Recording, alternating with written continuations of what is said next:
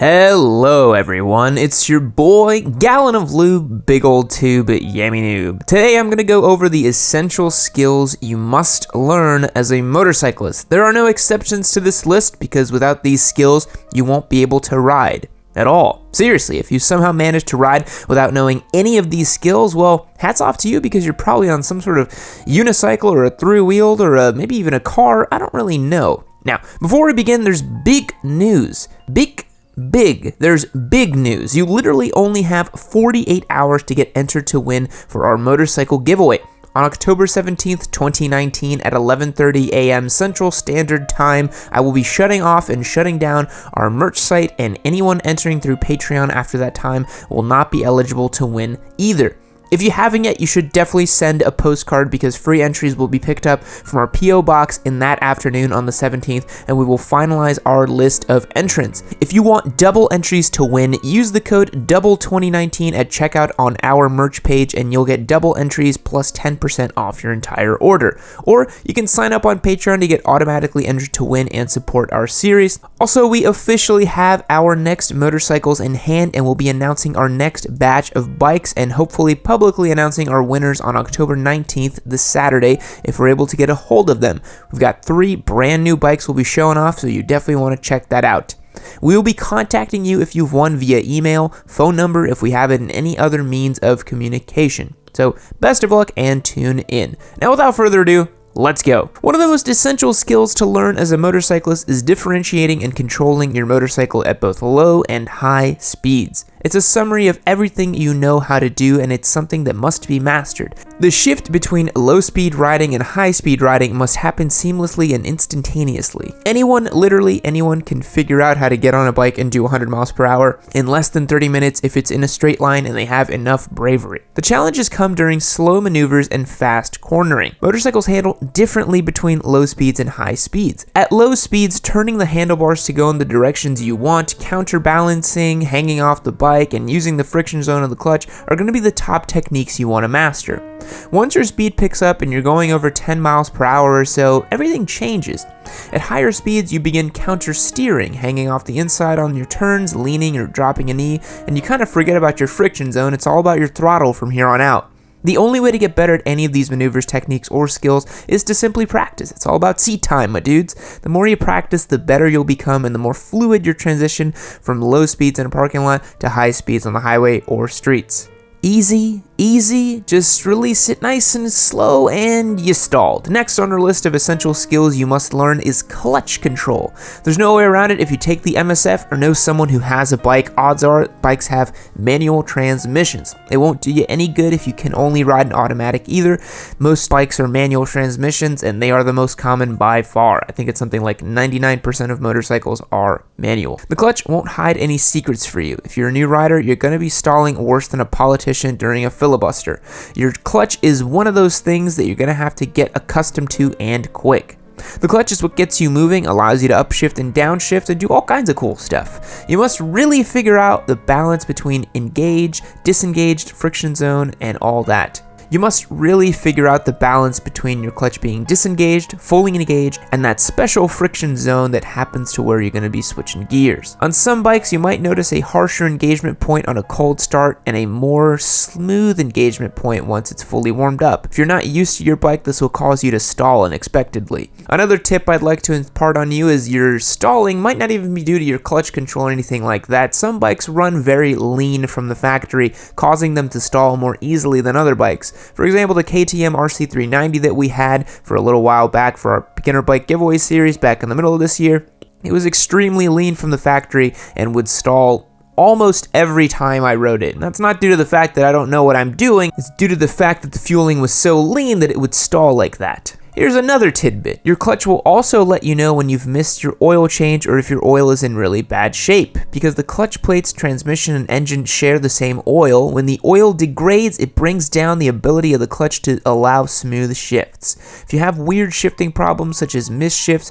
when you know you've pulled the clutch all the way in, consider checking the condition of your oil or changing it. It could also be your plates too. Work on your clutch control. It's one of the easiest skills you can improve by sitting in a parking lot or even on your driveway. In the world of motorcycling, one skill is possibly more important than the rest once you get moving, and this is throttle control. This is also Papa Yam's weekly reminder to watch a twist of the wrist. If you don't own it, buy it. If you own it, watch it again and again. If you don't own a bike, watching this DVD will help you become familiar with your bike faster. Throttle control is a somewhat difficult concept to grasp when switching from a car to a motorcycle. The premise that the throttle not only controls acceleration, speed, and traction, but also weight distribution. For a car, the concept is used in racing, while motorcycles need it in everyday use. Throttle control is the rider's ability to gauge and apply how much throttle is necessary to maintain proper weight distribution and traction. The skill is not only used for accelerating, but also while cornering, riding over debris and road hazards, and for riding in bad weather. Without throttle control, two things can happen. First, all those fail videos of people looping their bikes, that's a result of bad throttle control. Going wide open throttle from a dead stop is a surefire way to start up some bad results. And two, without it, a motorcycle wouldn't be able to corner at high speeds. Sure, you can coast through some easy turns at lower speeds, but when it comes to cornering, the bike will want to stand itself up. It's nearly impossible and dangerous to even try. The effects of poor throttle control are power wheelies, skidding, looping it, losing control, and even low sides through corners, and just that kind of choppy on-off feel that you see in some bad riding videos. Proper throttle control can take years to master, and even then, more can be learned when you take your bike to your first track day. It is very important to continuously improve your throttle control and to never be complacent with your ability and your throttle. If you aren't already confused enough about how to ride a bike, braking comes into play as another essential skill you must learn.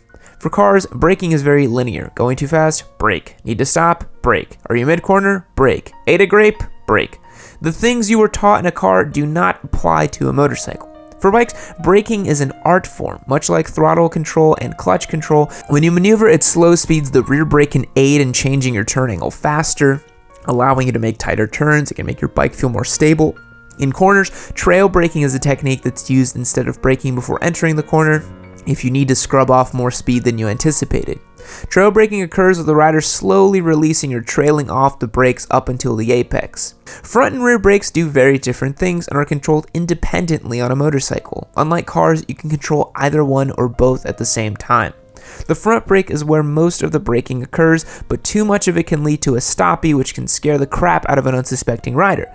This is when your rear wheel comes off the ground and you're thrown forward, sometimes over the handlebars. Too much rear brake can lead to locking up the rear tire, which can result in a total loss of traction.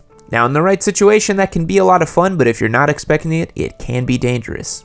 Learn when to brake, which brake to use, and how to effectively use both of them. If you ever pop a mega dank nooner, your rear brake will lower your front wheel to the ground once again. Now, this next one might seem a little obvious, but you need to look where you are going and where you want to go when it comes to riding your bike. The best example of this action is when performing a U-turn. If you don't look where you want to be, you won't execute the U-turn. It's really weird, but it holds true. You can't desire to do a U-turn and continue looking forward. When you turn your head and look, the body, arms, and the bike will follow. When you stare at a pothole on the road, you're gonna hit it. When riders lane split, they are focusing in the space between the two cars up ahead and nothing else. If you don't focus, you'll be stricken with target fixation, which will lead you to running into the very object you're trying to avoid. Baby squids, don't be afraid to swing a leg if you think this is some kind of voodoo. As your experience and skill increase, so will your ability to not hit objects that you're looking at. If you've ever seen Rossi taking a turn at 60 degrees of lean, he's literally looking at the apex or even further out of the turn all of the time. It's not just slow speed, boring parking lot stuff, it also applies to expert level maneuvers as well. It sounds so simple, but it's very unnatural.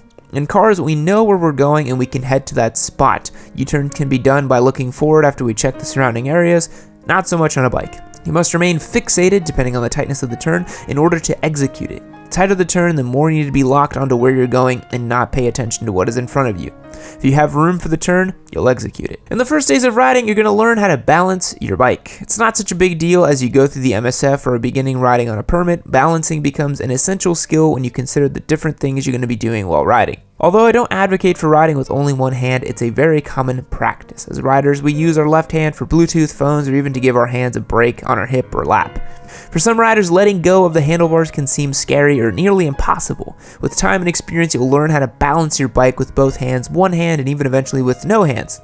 It's possible to even turn the bike with just your legs by squeezing the gas tank, but it is not advised. It's just that some of these things are possible. So, if you're a noob who just started riding and is deathly afraid of letting go of either handlebar, it's okay. Eventually you'll learn this essential skill and be able to ride one-handed. It comes with comfort. The more you ride your bike, the more you'll feel the bike is perfectly balanced and you can let go.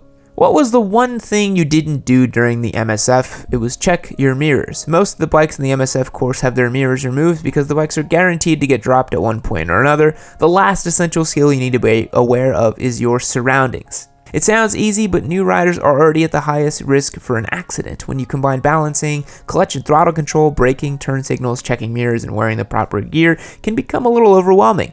One of the benefits to practicing in a parking lot is you can develop your essential skills so you won't be as distracted on the streets. Using your turn signals, checking your mirrors, and looking over your shoulders will be the difference between life and death as a rider. Be comfortable with everything else before you venture onto the streets. Being aware of your surroundings and being observant will help you the most once you start riding. So that's it for today's video. I hope you liked it. Let me know in the comments if you think there are more skills that should be on this list or any other essential skills that you feel very strongly about. Also, if you'd like to check out some channels dedicated specifically to learning how to do some of these skills, go ahead and watch Moto Jitsu, Moto Trek, or Dan the Fireman. All three of those channels will get you well on your way to learning these really specific skill sets for riding in a practical manner. But as always, there's no substitute for seat time.